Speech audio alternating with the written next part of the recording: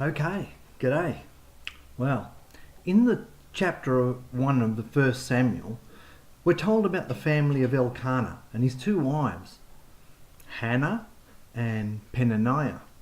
We're told that Peninnah has got children, or we're not told how many, but she has sons and daughters, but we're also told that Hannah has none. We hear about Hannah's despair. We're also told that she suffers taunts from Peninnah that causes her to stop eating and to be always downcast and crying. We learn that Elkanah, a godly man, who takes his family every year to the tabernacle to sacrifice and pray, favours Hannah. And he gives her a double portion even though she's not due it, which drives Peninnah to further taunts and making Hannah's life miserable, and Hannah's crying. So it's in this state that a broken Hannah bears her soul to God in silent prayer. Her mouth is moving, but no words are coming out. And Eli the priest, who was near her, accuses her of being intoxicated. Can you imagine that? You go into a church, you're broken, you've been persecuted, you feel robbed, you're sober, you haven't had a drink, and a priest comes and tells you, "You're drunk. What are you doing here? Come back when you're not drunk." It'd be really easy to get offended. But even in her brokenness, Hannah refuses to get offended. She explains to Eli that she's praying from a sorrowful heart. Well, Eli accepts her explanation and petitions God to hear Hannah's prayer, which God does.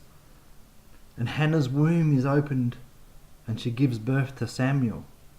Well, Hannah raises Samuel, and as per her promise to God, she delivers him to the tabernacle where he'll be raised to serve God. This is maybe 2 or 3 years later when he's weaned.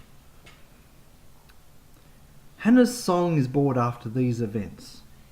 Hannah comes back and thanks God publicly with her song, and we get to hear it even today. Hannah's song is a testimony about God's faithfulness that can be followed today because Hannah leaves a good pattern for us to follow. Firstly, you've got to bring your problems to God. It's no good talking to the barmaid down the road, or your next door neighbour, or the blokes at work, or even your dog. You've got to bring them to God. You've got to pray, and you've got to tell God what's going on in your life. You've got to remember that God confirms his promises through his word. Read it. Get it in you. It's no good in the book. You've got to get it, and you've got to take it, and you've got to read it, and it's got to come out of your mouth. So get the word into you. That's how he confirms his promises. Like Hannah, you need to trust that God will follow through. Confess your victory to anybody who's got ears. Even though it hasn't happened yet, doesn't mean it won't. Act like it has. Believe it. Also, God will come through. Your prayer will be answered. And don't forget to thank God. And remember to thank him publicly. Tell your testimony. Let it get out there. It's the best witness. This story tells us about the love and faithfulness of Hannah.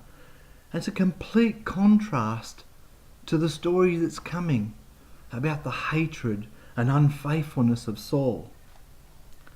This story reminds us that even when everybody else seems to be away from God, if you call out to him, he'll hear you, because God never leaves you and he never forsakes you.